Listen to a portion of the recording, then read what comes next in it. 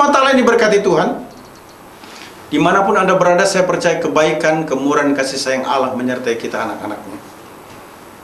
Kembali bersama dengan saya, Pendeta Dr. Hanas, DTH, dalam program Preministry. Kita akan merenungkan firman Allah yang sejuk, yang membuat kita semakin bertumbuh, berakar, dan berbuah di dalam Kristus Yesus Tuhan kita. Saya sudah menyampaikan renungan atau khotbah bahwa keistimewaan takdir hidup orang percaya di seri pertama dengan menggunakan teks utama dari Matius 5 ayat 13. Tekanannya adalah mampu hidup menjadi garam dunia. Artinya hidup orang percaya harus bermanfaat untuk menahan kerusakan moral sehingga bisa berdampak positif yang dapat dilakukan dengan dua hal. Pertama, dimulai dengan takut akan Tuhan yang menjadi sumber hikmat. Kedua, menunjukkan dinamika keteladanan hidup yang positif. Keistimewaan takdir hidup orang percaya dari Matius 5 ayat 14 sampai dengan 16 di seri yang kedua ini menekankan mampu hidup menjadi terang dunia, yaitu hidup yang berintegritas, artinya menunjukkan jati diri di dalam Kristus. Matius 5 ayat 14 sampai dengan 16, firman Tuhan berkata demikian. Kamu adalah terang dunia. Kota yang terletak di atas gunung tidak mungkin tersembunyi. Lagi pula orang tidak menyalakan pelita lalu meletakkannya di bawah gantang, melainkan di atas kaki dian sehingga menerangi semua orang di dalam rumah itu. Demikianlah hendaknya terangmu bercahaya di depan orang, supaya mereka melihat perbuatanmu yang baik dan memuliakan Bapamu yang di surga. Istilah Yunani untuk terang menggunakan kata pos, artinya light, terang atau cahaya, merupakan kata benda. Pernyataan kamu adalah terang dunia bukan hanya diperuntukkan bagi murid-murid, namun juga kepada setiap orang percaya yang telah menerima Yesus, sebab Yesus menjadi terang yang terutama. Kamu adalah terang. Orang percaya secara positif berfungsi sebagai terang dunia di dalam kegelapan, karena memiliki Kristus yang adalah terang dunia. Terang Kristus seharusnya bercahaya untuk umum, bagaikan kelompok rumah dari batu putih di suatu kota di Palestina. Terang itu seharusnya juga kelihatan di dalam pribadi, dengan keluarga, sesama orang percaya, dan semua orang. Terang adalah keadaan di mana dapat dilihat, cerah dan bersinar. Sebuah lilin kecil yang menyala di tengah-tengah kegelapan akan tetap menyala untuk menerangi kegelapan yang ada di sekitarnya. Yesus memberikan penjelasan lebih lanjut bahwa terang dunia yang dimaksudkan adalah para pendengar yang selalu dilihat oleh orang lain. Matius 5 ayat 16 berbunyi, demikianlah hendaknya terangmu bercahaya di depan orang, supaya mereka melihat perbuatanmu yang baik dan memuliakan Bapamu yang di sorga. Kalimat tersebut muncul di latar belakangi atau dikarenakan Yesus menemukan terang atau jati diri yang ada pada pendengar pada saat tersebut tidak bercahaya. Artinya tidak menunjukkan integritas.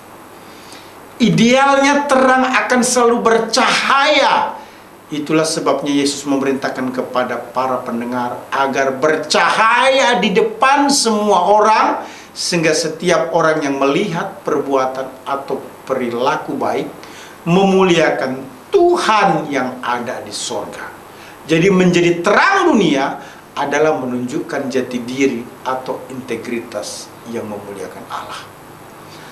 Terang Kristus dalam setiap orang percaya harus bercahaya, yang ditunjukkan dengan melakukan perbuatan-perbuatan yang baik yang dapat dilihat atau diakui orang. Perbuatan tersebut menjadi kabar baik bagi mereka yang tidak mengalaminya dan membuat mereka berpikir yang baik mengenai Kristus. Kita harus melakukan perbuatan baik supaya dapat dilihat untuk menjadi kebaikan bagi orang lain dan bukan supaya dapat dilihat untuk mendatangkan pujian bagi diri kita sendiri. Kita diminta untuk berdoa di tempat tersembunyi, dan apa yang ada di antara Allah dan jiwa kita haruslah tersimpan bagi diri kita sendiri. Namun apa yang memang terbuka dan tampak jelas dapat dilihat oleh orang lain harus kita usahakan agar memuliakan Kristus.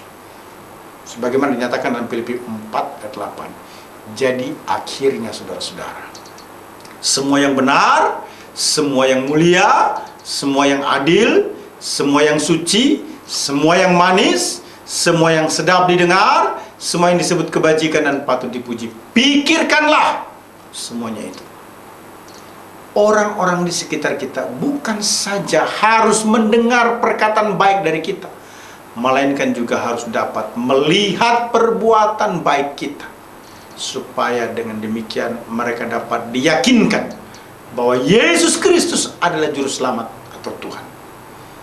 Perkataan dan perbuatan baik merupakan sesuatu yang pantas dipuji dan harus dilakukan karena alasan kesalehan atau hidup untuk memuliakan Kristus.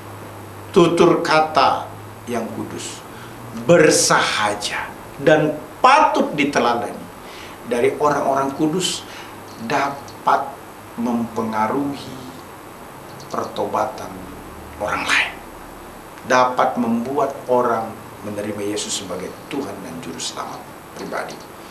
Tutur kata yang demikian juga dapat menarik atau membuat orang menjadi tertarik untuk belajar mengenai Kristus yang ada di dalam diri kita. Ingat, teladan hidup mampu mengajar orang. Dengan cara ini, orang-orang yang berprasangka buruk terhadap Kristus dapat dibuat jatuh cinta kepada Kristus. Jadi jelas sekali, tutur kata dan perbuatan yang saleh bermanfaat untuk menjadi jembatan memenangkan jiwa orang lain bagi Kristus. Hidup orang percaya harus berintegritas. Orang percaya harus memiliki jati diri di dalam Kristus. Bagaimana caranya? Ada 3 hal penting yang harus diketahui terkait hal tersebut. Pertama, integritas bersumber dari Kristus. Yohanes 8 ayat 12 menyatakan hal tersebut. Maka Yesus berkata pula kepada orang banyak, katanya, "Akulah terang dunia. Barang siapa mengikut aku, ia tidak akan berjalan dalam kegelapan, melainkan ia akan mempunyai terang hidup." Terang Kristus adalah terang sejati bersumber dari Allah sendiri, sehingga tidak akan pernah pudar, tidak akan pernah sirna atau terkalahkan dengan prinsip-prinsip moral yang dibangun oleh manusia. Terang Kristus mengungguli hukum-hukum atau aturan-aturan apapun yang dibuat oleh manusia. Terang Kristus mengalahkan dosa, tidak bertoleransi dengan dosa, bahkan menelanjangi dosa, artinya mampu mengubah pendosa atau pelaku dosa hidup di dalam terang Kristus. Kedua, integritas sangat dimungkinkan untuk ada atau dimiliki oleh orang percaya. Sebab 2 Korintus 5 ayat 17 memberikan garansi. Jadi siapa yang ada di dalam Kristus, ia adalah ciptaan baru, yang lama sudah berlalu, sesungguhnya yang baru sudah datang. Setiap orang percaya sangat dimungkinkan untuk menunjukkan hidup yang berintegritas, karena Kristus yang ada dalam hidup orang percaya melakukan pembaharuan spiritual, moral yang disebut dengan ciptaan baru, Sehingga dengan kuasa Kristus, orang percaya memiliki DNA atau genetika spiritual berintegritas. Integritas tersebut original dari Allah dan bersifat permanen. Artinya selalu ada kemungkinan untuk setiap orang percaya menunjukkan hidup yang berintegritas melebihi prinsip moral ataupun hukum. Ketiga, integritas menuntut komitmen agar Kristus bertahta atau menguasai hidup kita. Sebagaimana dijelaskan dalam Galatia 2 ayat 20. Galatia 2 ayat 20 menjelaskan, namun aku hidup, tetapi bukan lagi aku sendiri yang hidup, melainkan Kristus yang hidup di dalam aku. Dan hidupku yang kuhidupi sekarang di dalam daging adalah hidup oleh iman dalam Anak Allah yang telah mengasihi aku dan menyerahkan dirinya untuk aku. Hidup di tengah-tengah dunia yang penuh dosa menjadikan setiap orang percaya tergoda, bahkan terdesak untuk melakukan dosa. Namun bila Kristus bertahta di hati atau selalu menguasai hidup, maka kita selalu diingatkan oleh kuasa Roh Kudus bahwa Kristus telah mati untuk mengalahkan dosa, sehingga kita juga berkomitmen menolak dosa dan dimampukan hidup untuk menunjukkan hidup yang berintegritas di dalam Tuhan. Keistimewaan takdir hidup orang percaya jika menggunakan teks utama dari Matius 5 ayat 14 sampai dengan 16, tekanannya adalah mampu hidup menjadi terang dunia. Artinya, hidup yang berintegritas atau menunjukkan jati diri di dalam Kristus yang sangat dapat dipahami atau diterapkan karena integritas bersumber dari Kristus.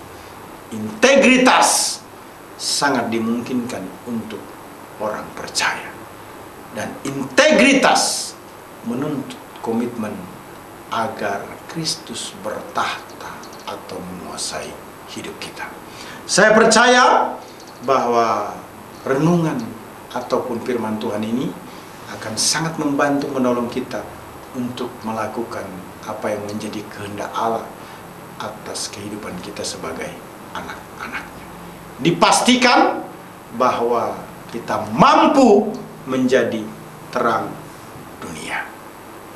Hidup yang berintegritas menunjukkan jati diri di dalam Kristus. Tuhan Yesus memberkati kita semua. Immanuel.